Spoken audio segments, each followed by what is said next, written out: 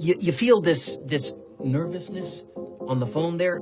Sir, I've been trying to make an urgent phone call up there. Well, I don't think it's something I want to do on an overseas phone.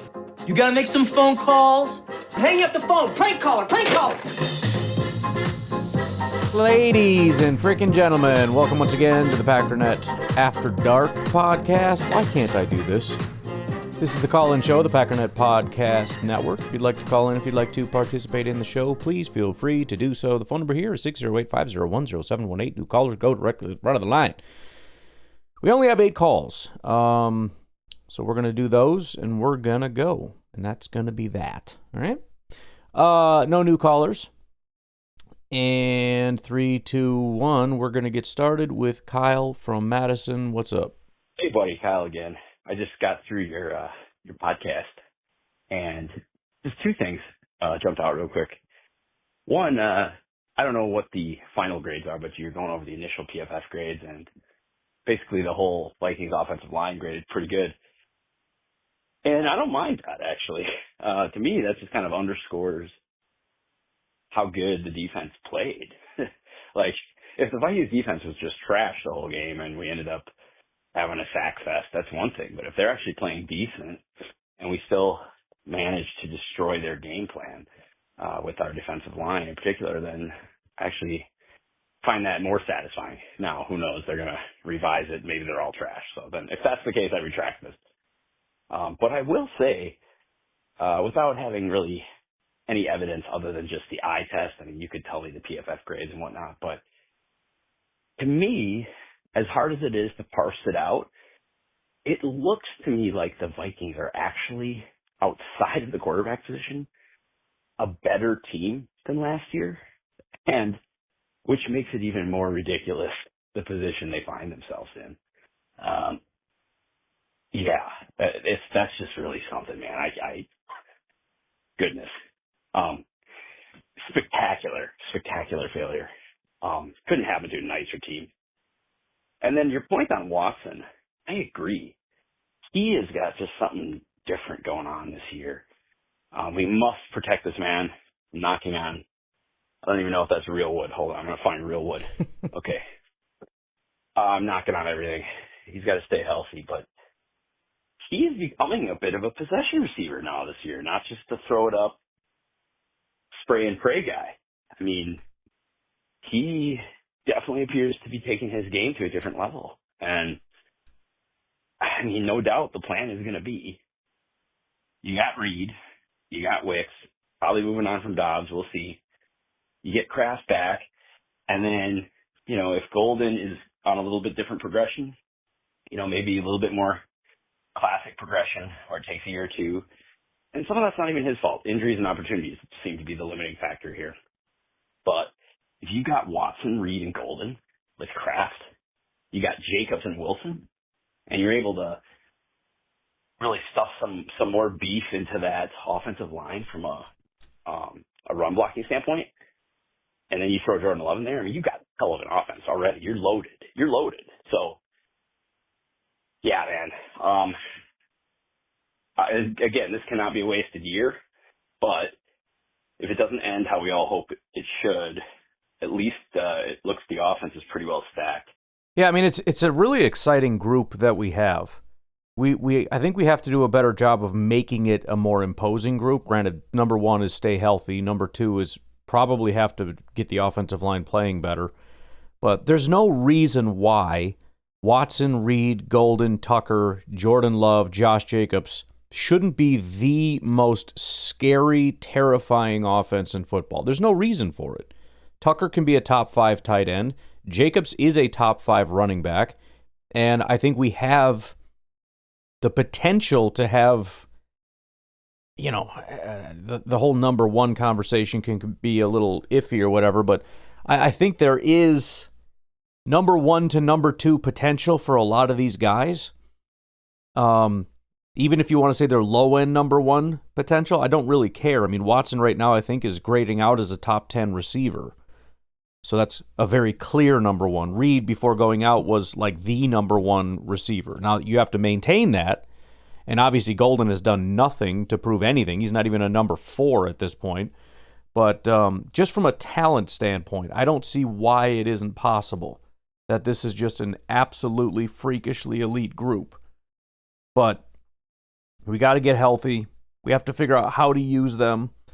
And again, I think the other limiting factor is going to be the offensive line, because if Jordan is under pressure 48% of the time, all the time, and we have no run game because we can't run block, it's never going to reach anywhere near its full potential.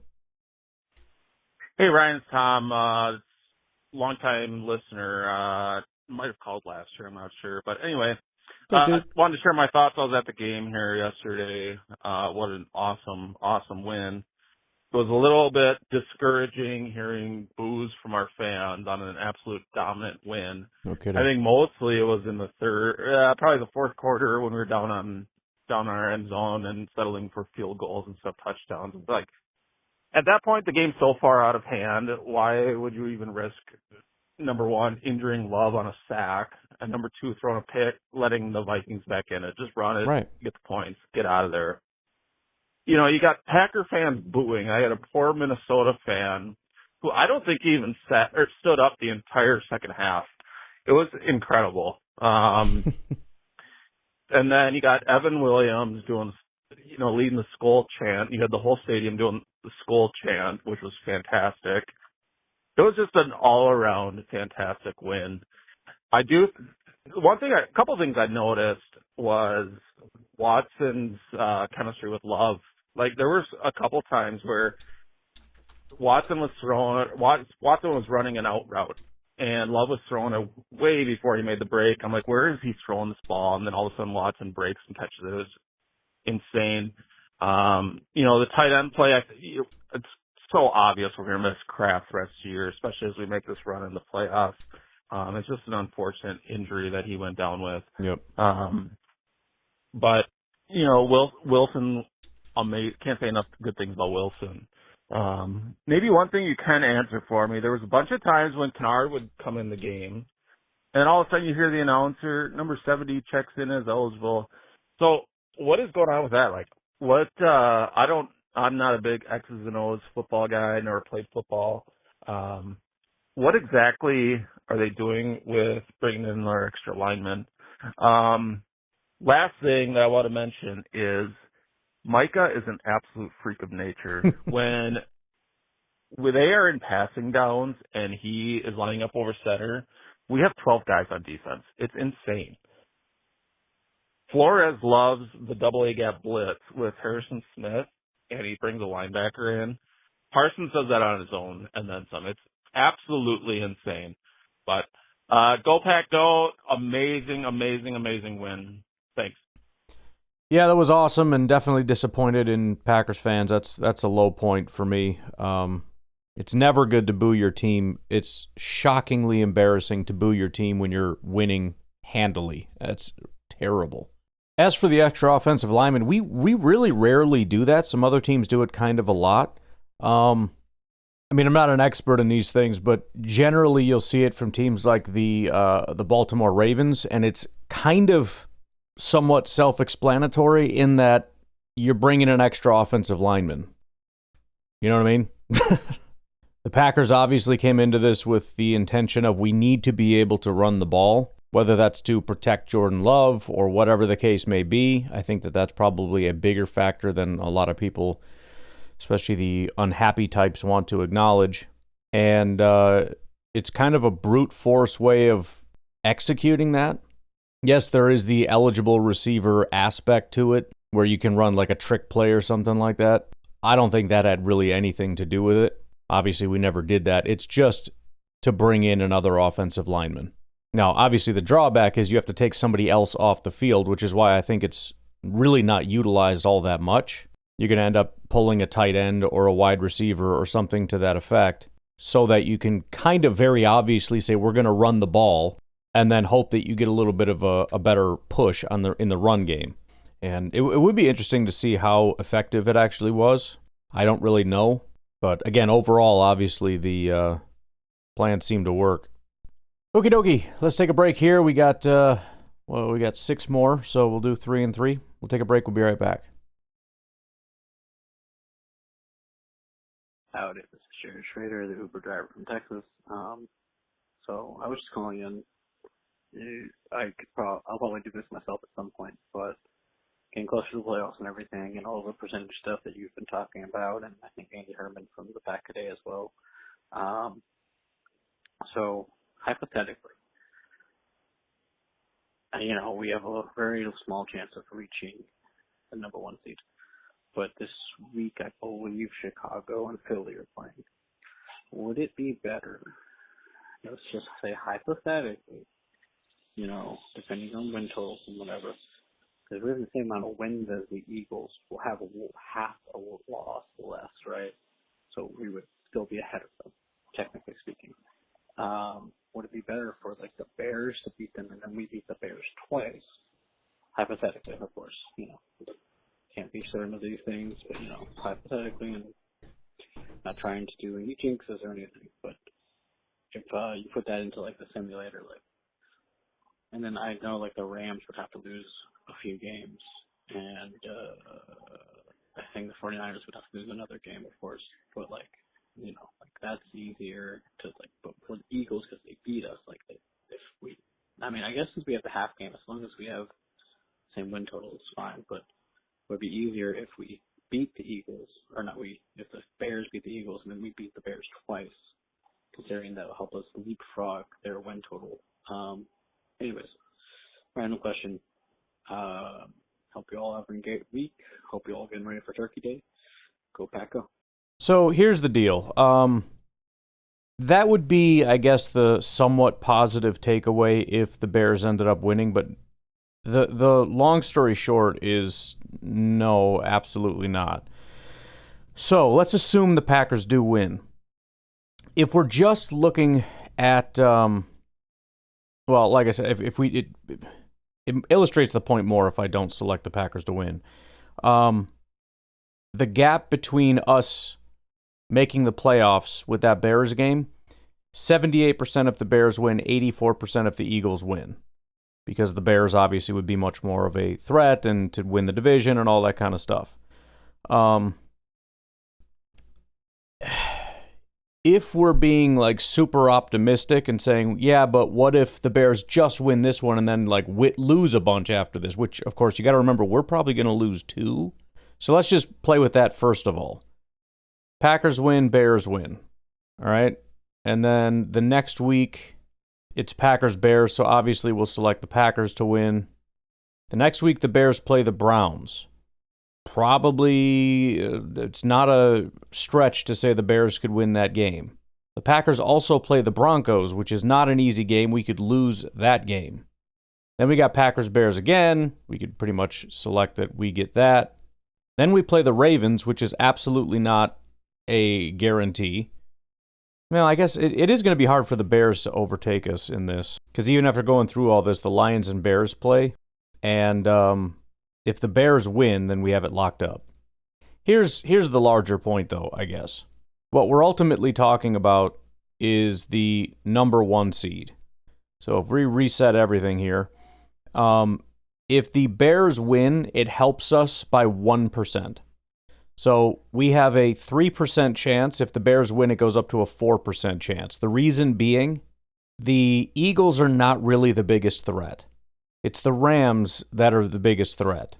So, I mean, yeah, if the goal is we want that number 1 seed, then yes, it is going to help us a little bit. And if I could guarantee the Bears lose a bunch of games after this and we don't drop to 2 different opponents, assuming we beat the Lions, assuming we beat the Ravens, assuming we beat the Denver, assuming we sweep the Bears, there's just a lot of assumptions in that, and we're trying to overcome 97% odds while hurting our 83% chance to make the playoffs and also hurting our 51% chance to win the division. Because the odds of us overtaking the Eagles and the Rams and everybody else to get that number 1 seed is 3%.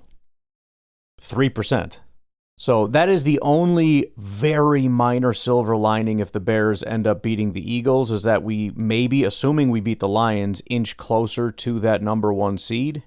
but it bumps us up to about a 7% chance to get the number 1 seed. Now, if the Panthers pull off some kind of a miracle against the Rams, now we're talking about a 14% chance. We're kind of in the money. And then if the Vikings beat the Seahawks, then we're really cooking with gas. We're at 16%. Browns beat the 49ers. Like, we just keep going on down the line. Cardinals can beat the Bucks. I can't really get it above 18% here, but there's that.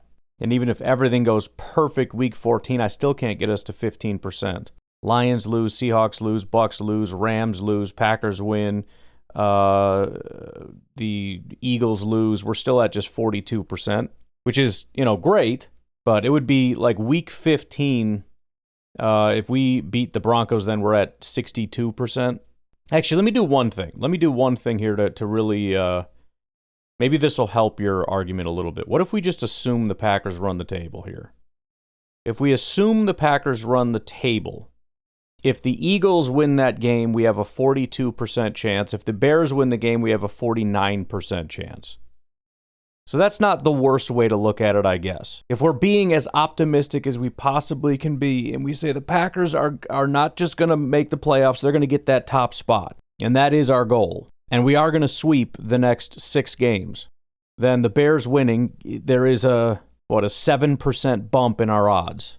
Again, the Rams are going to be the biggest one. I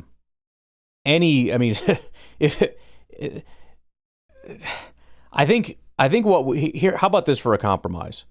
The Bears lose, but we really, really, really root against the Rams. If we assume a sweep for the Packers, and let's not even do the Panthers, because, we could do the Panthers. Why not? The Panthers aren't as bad. I keep forgetting they're not the worst team in football. If the Panthers did pull off an upset, our odds are 70%. Honestly, if we sweep, we just need the Rams to lose 1 game, and we are essentially the favorites. They play the Cardinals, the Falcons, the Seahawks, the Lions, which is going to be a fun one, because assuming we are winning, at this point in the season, at week 15, if we've won all our games and, the other teams are maybe getting slightly in our rear view, rooting for the Lions to beat the Rams, assuming the Rams are undefeated up to this point, is at least going to be up for debate.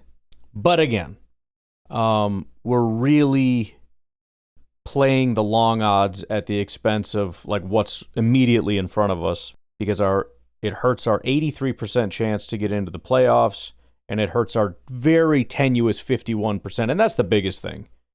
We got a 51% chance of winning this division, and we are just teetering. I don't know if we should screw with that. Yo, Ryan, this is Jim from Arkansas calling. Howdy. Hey, man, I wanted to let you know I was at that game on Sunday, and, there was no booing going on in the stands. Oh, good. You don't have to worry about that. No one was booing.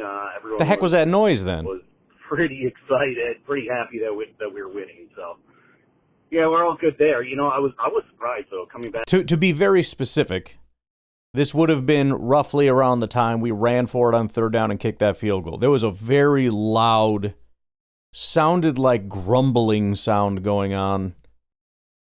I don't know. Maybe something crazy happened. Everyone was like, "Oh, dang," or people were really getting into doing the wave, grunting as they did it. I don't know, but there was some loud, audible, grumbly noises going on. Back to Wisconsin, the thing that surprised me was the number of people who believe that Malik Willis should be our quarterback. And don't get me wrong, I love seeing him come out. Our offense seems to completely transform into this. It's for the I'll let you finish. Power rushing attack, and I think it's fun. I like watching it. But it's not Jordan Love. He's not nearly as skilled, and I'm not sure what people are thinking or why they're still so down on Love. It doesn't make any sense to me, and all the Matt LaFleur hate, I don't get it either. I mean, I've talked to a lot of people who tell me Matt LaFleur should be gone, and he does this, that, and blah, blah, blah. Dude, all he does is win. Matt LaFleur is a winning head coach, and until he stops winning, I don't really care what he does. Run the ball, pass the ball, stand back there and, fumble it and let somebody score. As long as we're winning, I don't care. I really don't get the hate on either LaFleur or Love.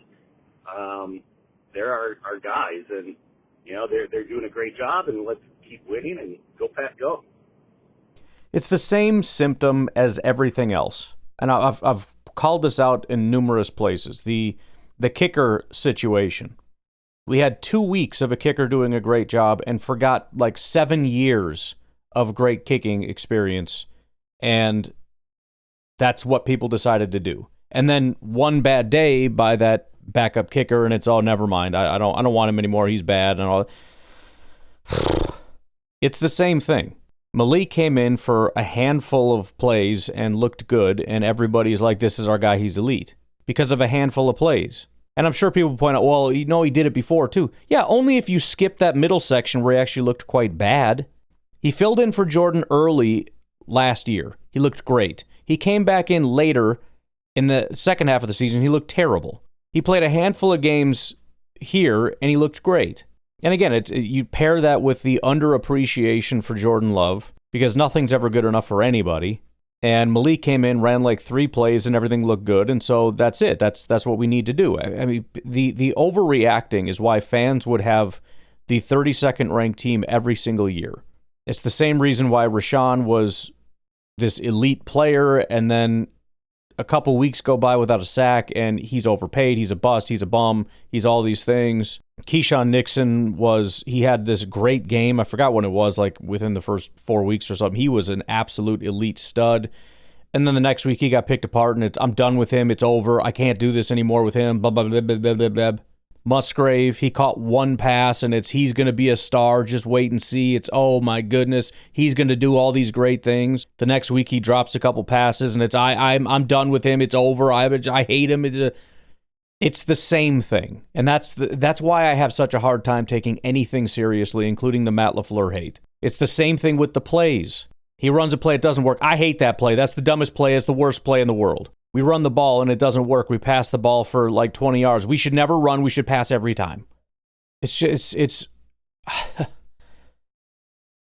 I don't know. That's just what it is for some people. Some people are that way with stuff. I would be very interested to know if it's just football or if they run their life that way, because I'd be super interested to see if that's just like, how would that materialize in a person's life? Have you been married like 19 times? Like, wow, she's really pretty, I love her, but then she said something, and now I hate her, and I broke up with her, but then I miss her, and I love her, and then we got married, and then I hated her, and then I found somebody else, and then I decided to go after her. Just had like 75 different jobs. Just thought this was a great job, and then I got there, and it wasn't as much fun, so I quit. And then somebody else told me about this other job where you make a bunch of money, so I went and worked there, but then I hated it, and so I quit. Wild times. Wild times. Let me know if you're one of those. I just would like to ask you a little brief questionnaire about your life. Hey, Ryan. Hey, Aaron from Eau Claire. I just had one little thought. Some of the discussion points around this Sunday's win against the Vikings have been like sort of revolving around like, well, why would you pay Jordan Love so much money if you're not going to have him pass or whatever? And I guess I would sort of argue that the way we won on Sunday is exactly why you pay him that much money, because people are afraid of his ability to pass. That changes the way that they play their defense. They can't load up against the run in the same way if they, like J.J. McCarthy or something. Someone else who's not as good, they have to defend the pass much more cautiously, and that opens up the run game. So I think that's why you have a good quarterback that you pay a lot of money to, because if you didn't, then people, not only would you have a weak passing game, but you would also have defenses basically shutting down your run game. And when you have the capability to do both, whatever they're able to take away, you have a counter for. So I guess that's why I think the argument of like, you're paying him all this money to be out there, why not have him throw it? because you're not just paying him because he's a throwing, whiz or whatever. Like, you're paying him because he makes defenses have to defend against him and the run, and then it gives your offense the ability to win in different ways. So, anyways, I don't really agree with the idea that because you're paying him all that money, that means he needs to pass more, or he needs to pass a lot every game. I think it more is a factor of, because you're paying him all this money, because he's a proven quarterback, because he's really good, then it provides bigger, more multiple problems for a defense. And in a lot of ways, we can have games where we just run the ball down their throat because they have to account for Jordan's passing threat, and they can't just load up on the run and just stuff it, So anyways, that's my opinion on that matter. Yeah, I mean, it's very similar to the issue with Micah Parsons.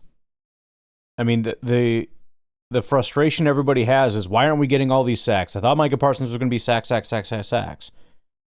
The problem is, which really isn't a problem, but to your point as to why you are upset, is that it has transformed what other teams are willing to do against us. And so we have scared them out of doing what every team wants to do. And now we just have to stop that other stuff, which is quick passing and running the ball. Now, unfortunately, you're not going to get a lot of sacks when it's quick passing and running the ball. But the fact that they are doing just quick passing, short passes, running the ball a lot of the time is in and of itself a benefit. Right? That is the benefit. And you're right. It's the same thing with Jordan. Everybody's just playing the too high. Everybody's terrified of the big play down the field, which is weird if you believe what everybody would tell you, that Matt LaFleur just wants to run the ball and dink and dunk and do all this other stuff. I mean, if that was the case, then why are they so scared of the Packers attacking down the field? It's because Jordan Love and Matt LaFleur love doing that. It's what everybody wants to do. It's not even just them. Everybody wants you to play daring them to shoot down the field. Everybody wants that. But very few will play in such a way that it would sort of dare you to do that. And so, yeah, similar to what I had said, teams are daring us to run the ball. And not just daring us, they're basically saying, this is all we're going to let you do, but we're also going to make it very easy for you to do it. The reason they're doing that is because not only are they scared of Jordan Love, but they don't believe we're going to be able to run even against a very light box. And so far, teams have been right, and that is the problem. The idea that, no, we need to abandon the run when they're playing the pass, and they're playing to take away the deep shot, and we need to just throw the ball into, 7-man coverages. I'm sorry, that's not the answer.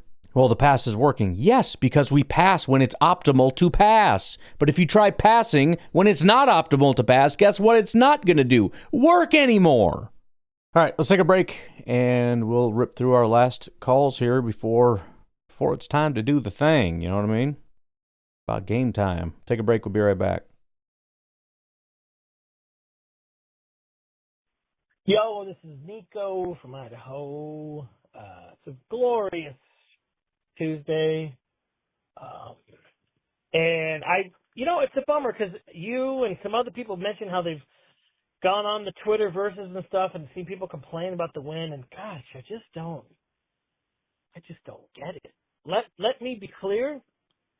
If Jordan Love throws 150 yards and no touchdowns in every game from here on out, and we win every game with just suffering defense and shoving the ball down into the other team's throat, I am 1,000% okay with that. Yep. It's like, are people, and I was watching some reels today of like younger kids, they're like in their late teens, early 20s, and they're like, I can't believe you lost to the Packers, blah, blah, blah. I was like, do you just not know football? Do you not know how good their defense is? I guess this guy was a Lions fan asking how did they lose to this horrible Packers team. And, you know, he's a kid. He Well, first of all, did you watch them play the Giants? That would be one question. thinks the team's the greatest, even though they just poked their head out of the misery box to be good, you know? Mm-hmm. But, like, are you that stupid? You can't tell of exceptional defense? So, you know what, to be honest, you know, I forget the name of the ex-backup quarterback, Orlovsky. He made a comment, you know, in the preseason that our defense is going to be so good, maybe LaFleur could take more chances offensively. And I thought, that's kind of dumb. I mean, it's really not. If we're holding teams to 6 to 12 points a game, we could do that, but it's also smart just to beat the crap out of a team, just take their will from them, and, you know, hold them to 4 points in the second half. I don't care what team it is. I don't care if it's the Raiders or the Saints. Holding a team that is trying to move the ball because they are down. It's one thing if you round up 600 yards and 40 points in the first half, and then you just play ball position. But you are down by multiple touchdowns, and you are trying to move the ball, and you can't. That's amazing. So for all you people that are mad about how the Packers won, you're dumb. I'm just going to say it. You're dumb, you're stupid. I don't give a crap if we throw 50 touchdowns, you know, this year. I want to control our opponent's will, like we did yesterday. And hopefully we can do it in a couple of days. So go, Pack, go. I'm sorry you're dumb. It just is the way it is. It's our microwave society that gives you false expectations. But football is going to punch you in the mouth, and there you go. All I have to say is Matt LaFleur is not afraid to win. He's not afraid to just win. You know what I mean? I understand the idea of like, oh, maybe you can get creative and maybe you can get crazy and maybe you can be aggressive. See, here's the thing with being aggressive, though. I get where he's coming from. But when you're aggressive, you're volatile, right? Meaning you can be aggressive and score 40, or you can be aggressive and turn the ball over a bunch and give them more points and do all these other things. If you can control the game with the defense, you don't need as much on offense. And so taking the more, for example, taking the points, but also just playing it safe kind of becomes the thing that makes more sense. For example, when do you usually see teams the most aggressive? It's not in the first quarter. It's in the fourth quarter when they're losing. Because you have to, because you're desperate, and because you have a negative in the point differential column. If you're up and your defense is suffocating, I'm not saying don't try to get points, but you're not trying to be reckless. It's like if you're winning at halftime and you're on your own 20-yard line and there's 10 seconds left. You can be aggressive and crazy and try to throw some kind of a massive bomb and do a hook and ladder or whatever the heck it's called and see if you can get down there. Heck, maybe you can throw it in 8 seconds. You can throw it down the field and get out of bounds in time to be able to then throw a Hail Mary or try a 70-yard field goal or something. I get that, and maybe, whatever. But at the same time, sometimes realizing that you can come out at half having given yourself a handicap. That's usually the way I look at it. It's a whole new game in the second half. I would be happy if we started this game with a 7-point handicap. We're starting another game. It's just 2 quarters, and you have a 7-point handicap. That's a good place to start. Why risk throwing a pick? Why risk getting a sack that the ball gets stripped and you fumble, and now they get an automatic 3 points? Why would we risk that for this 6% chance of getting points? We're already in the lead. There's a lot of football left to play. And again, in a situation like this, it's one thing if you know it's going to be a crazy high-scoring game and it's going to just be score. If it's going to be a low-scoring game and your defense is going to be suffocating and they're going to struggle to get any points, maybe we just take it into halftime. But that's also nuance based on your team and your opponent and the game flow and all the situation, and fans don't really care about that as much. They have one mode, and it's balls to the wall, and maybe it's Matt LaFleur's fault for throwing out the all-gas, no-break line, so now he has to live by that rule all the time, or else he's a liar. And that's fair, he's a liar, because there are times when he will tap the brakes. And I think that's right, but at the same time, you said no brakes. And now you're tapping the brakes. And that makes you a filthy, dirty liar and a scumbag. But again, that's what I would say about that issue. He's not afraid to win. He's not too proud to just win. That's good enough for him. That's not good enough for a large portion of the fan base, I've learned. And who knows, maybe that is part of the whole he plays down to his opponents thing. I don't really know. I would be a little bit more iffy on that, considering, I mean, it looks like it's mostly just players playing like garbage in easier games, and it doesn't really make sense because a lot of those games we actually lose, as opposed to, it's different when you just look bad and you lose the game or you almost lose the game, as opposed to you look good, you controlled the game the entire time, and you very easily just went on to win the game. That's a different thing, but maybe there's something to that. I don't know. Hey, hey, Ryan, it's Hey. Drew from Green Bay. A little about last week and then some about next week. Is that last week I thought the most important play was the special teams. They actually won us the game with Zane Anderson, who a lot of people wanted to cut earlier in his career. And then, he was a special teams ace. He came and played well on defense. And then now he was injured for a while. Now he comes in and gets that big play. And that was intentional. Like, he knew what he was doing. He didn't luck into that. And I think people don't realize or I haven't heard anyone talking about how that play led to the touchdown, which then led to us being more conservative because we were just killing the clock. It was working, so why not just end the game by eating up the clock?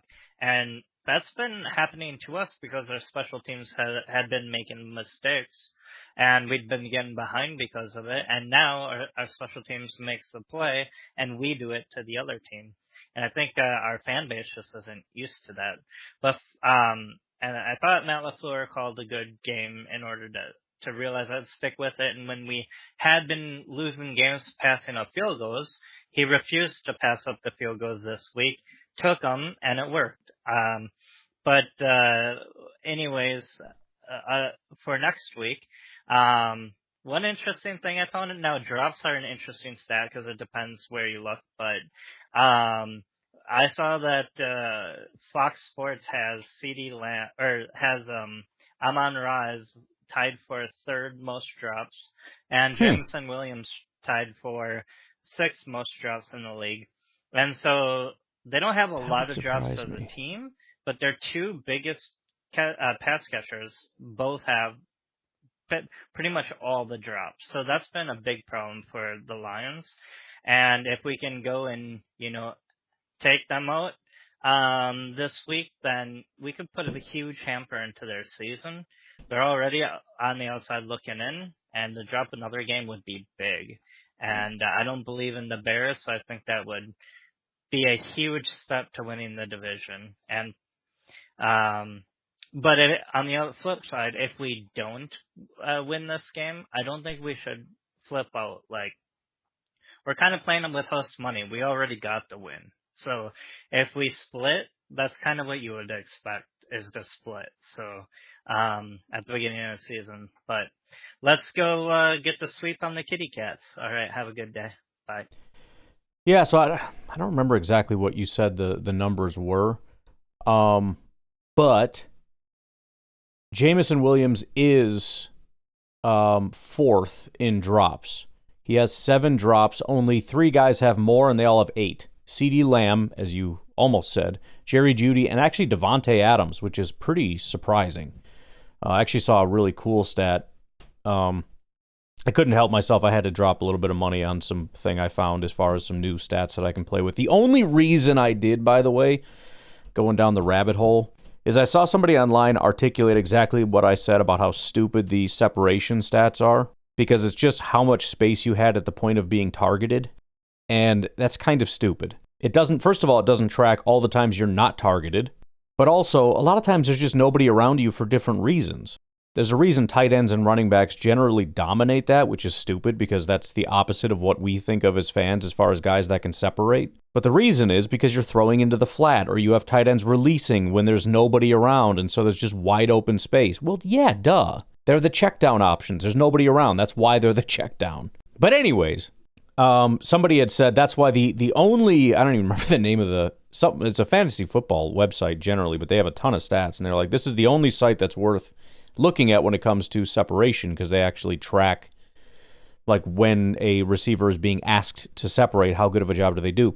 I bring all that up because I was very pleased to see Devontae Adams was still at the top of that list.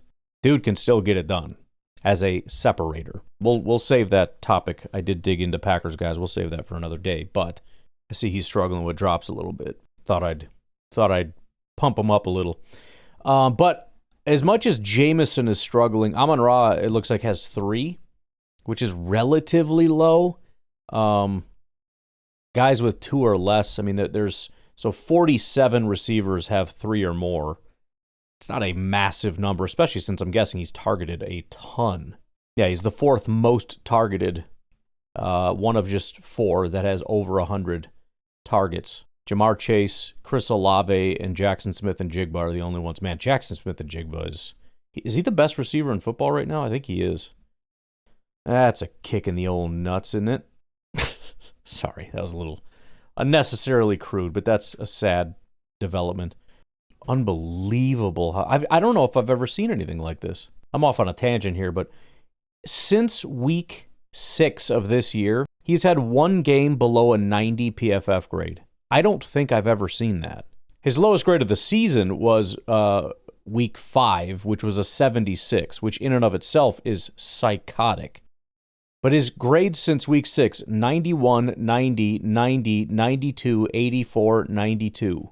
He has a 94 overall grade and a 94.2 receiving grade, as well as an 89.5 drop grade, because he has 2 drops at just 2.4% on the season, 60% contested catch rate. You know what's frustrating about it, too, is I remember when he was in college, the year before he got drafted, like, I remember JJ talked about him, some other people, like, because there's always Ohio State guys, and it was like, yeah, but this Jackson Smith and Jigba guy that's coming out next year, he is way better than anybody else. And then when it came around to draft time, he was kind of like, yeah, he's good, but he's not like a top 10 guy, whatever. He ended up going 20, but it was kind of more of a high risk. He's probably just a slot or this or that or what. And it turns out 2 years ago, when everybody was like, Jackson Smith and Jigba is the biggest freak wide receiver, he's going to go top 5, he's amazing, he's elite. Apparently that was a correct take at the time. Friggin' frack, man. That was the year we took Van Ness, so he needs to come back and be insanely elite. That's what absolutely has to happen. What were we talking about now?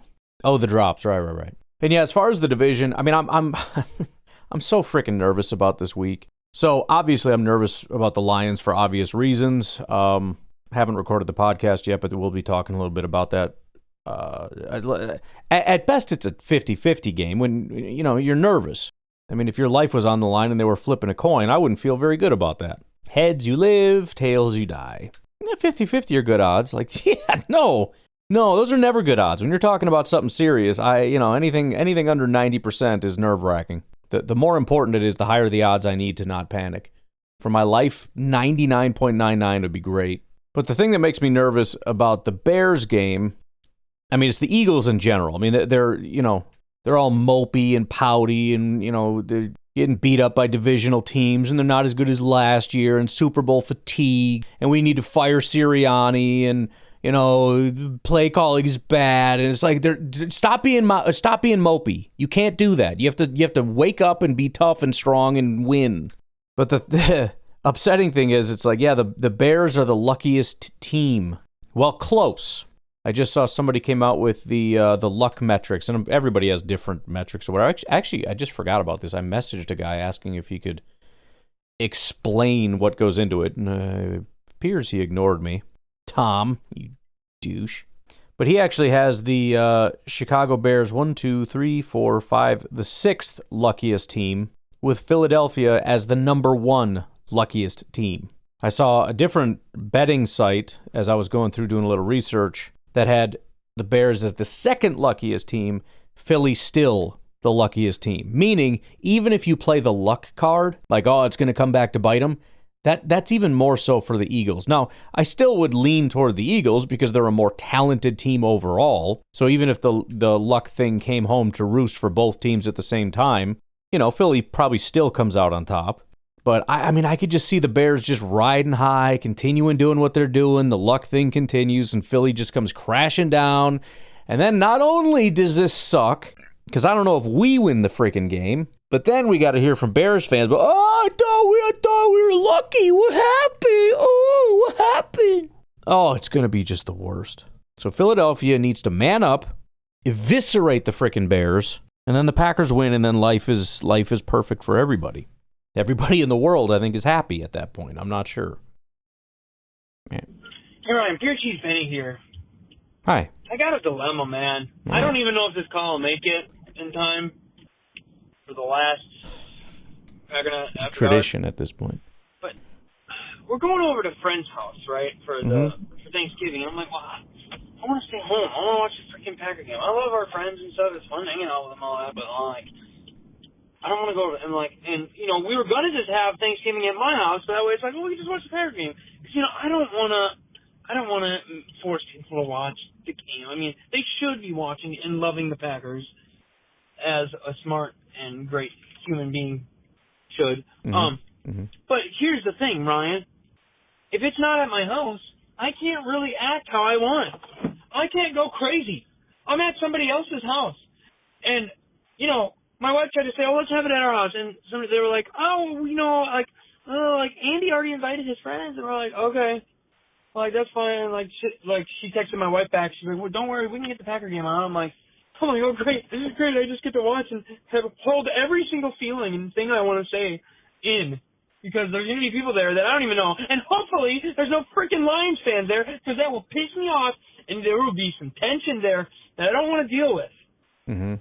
So I need the Packers to win. I need them to just be freaking kicking ass from the start, leading.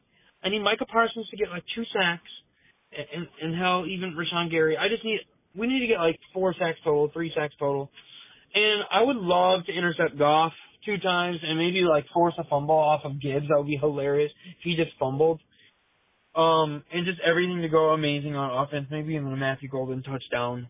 I am not looking forward to this. I don't like watching Packer games at people's houses who are not really Packers fans and who are just putting the game on to please me. And I don't even like the fact that my wife even told them the reason why we wanted it at our house was because I wanted to watch the Packer game.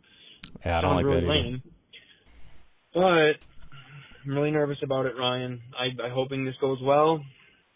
And I hope you guys all have a great Thanksgiving watching the game.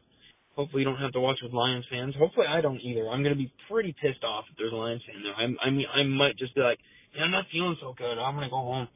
Lay down. And meanwhile, I actually just watch the Packer game. But, yeah, so that's what I'm dealing with, Ryan. I hope nobody is dealing with any bullcrap like that. And go, Pack, go! Never saying it back. I have a similar situation at home with the wife not understanding that some things are not meant to be shared. You know what I mean? In terms of you didn't have to. Could you cover for me a little bit? You know what I mean? Where's your husband at? I don't know. He didn't want to come and he's watching football. No, lie for me. You know what I mean? Make something up.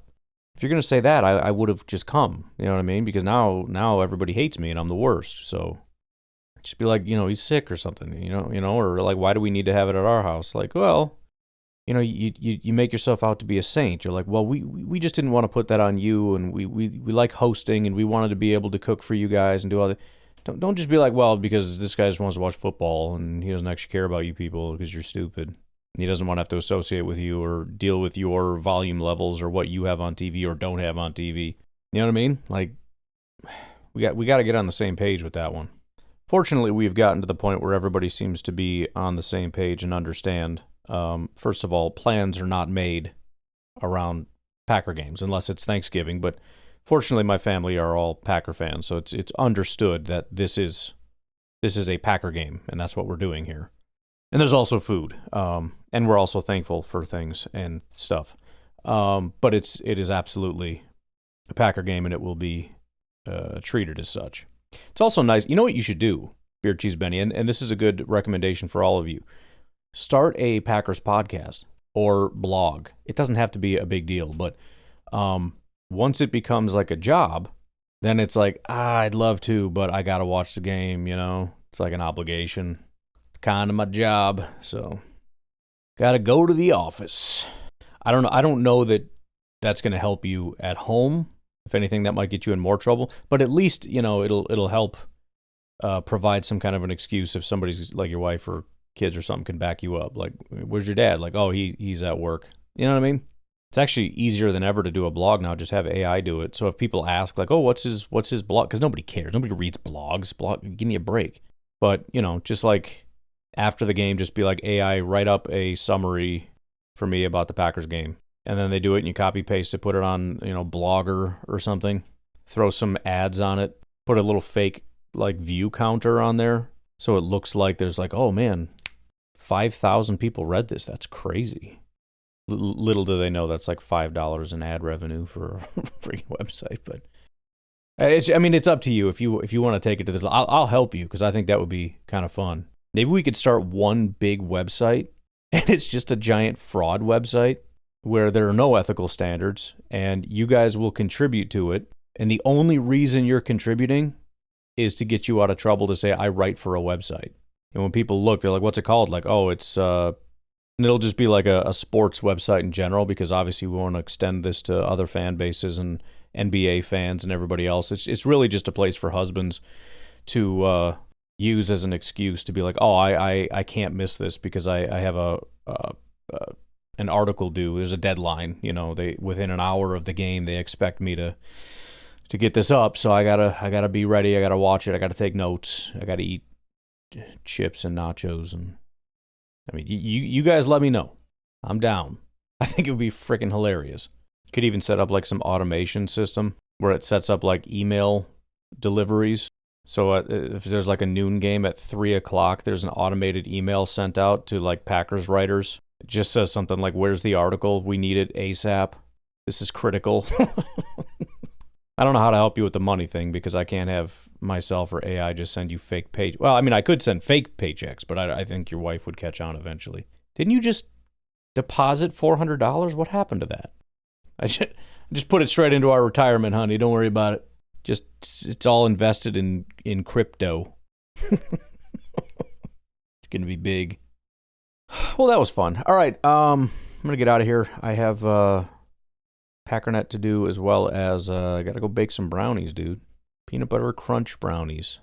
Found a recipe online. Thought it looked pretty good. Plus, my family's pretty picky about stuff, and I thought maybe I could at least get everybody to try these. Probably not, but. And tomorrow I got mac and cheese, bro. I make some good mac and cheese. I'm just telling you. I'd tell you the truth if I didn't. My mac and cheese is pretty good. You know what I should do is smoke the mac and cheese, bro. Actually fire up like the drum smoker. All right, I'm done talking to myself. Well, I'm not, but you don't have to listen to it. I will talk to you tomorrow. Have a good one. Bye-bye.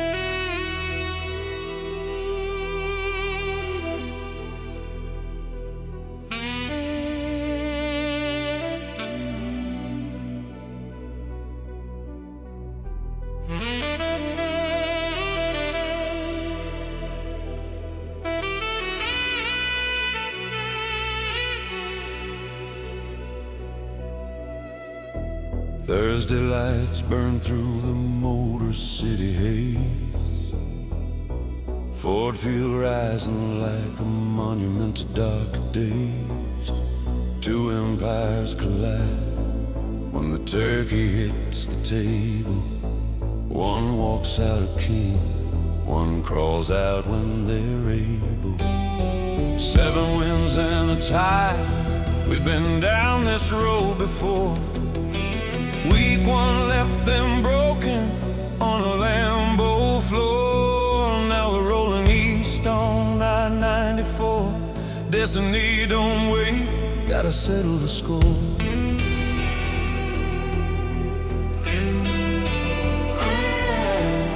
The North remembers who was here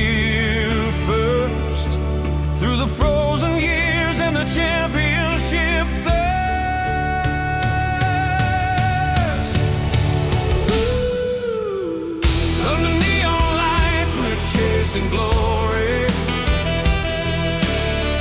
Another chapter in a century story. Green and gold cuts through the new wire. Division crown ain't that far. Thanksgiving night, the stakes are high. Watch us rise beneath Detroit sky. Destiny's calling through the cold. Time to bring the title home.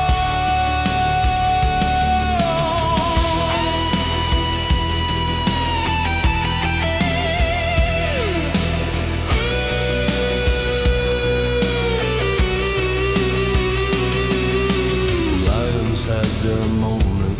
Back to back they wore the crown. But kingdoms fall, ask anyone in this old town. Parsons in the front seven. Pressure never sleeps. Love's arm is a weapon that the secondary keeps. Bears think they're running, sitting pretty at the top. But we got 2 rounds left to make that heartbeat stop. First we take Detroit, then we take the throne. December's coming fast, we ain't walking home alone. The North remembers every loss and win. This is where the reckoning begins.